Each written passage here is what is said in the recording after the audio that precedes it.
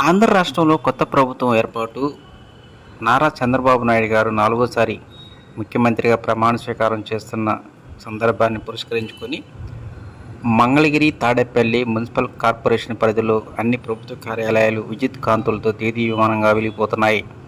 ప్రకాశం బ్యారేజీ దగ్గర విద్యుత్ కాంతులతో ఎంతో సుందరంగా కనిపిస్తూ ఉండగా మంగళగిరిలో మున్సిపల్ కార్పొరేషన్, అదేవిధంగా చిన్నకాకాని ఎన్ఆర్ఐ వై జంక్షన్ దగ్గర ఉన్నటువంటి ప్రభుత్వ కార్యాలయాల వద్ద విద్యుత్ దీపాలతో ఎంతో సుందరంగా అందరినీ ఆకర్షించే విధంగా ఏర్పాటు చేశారు.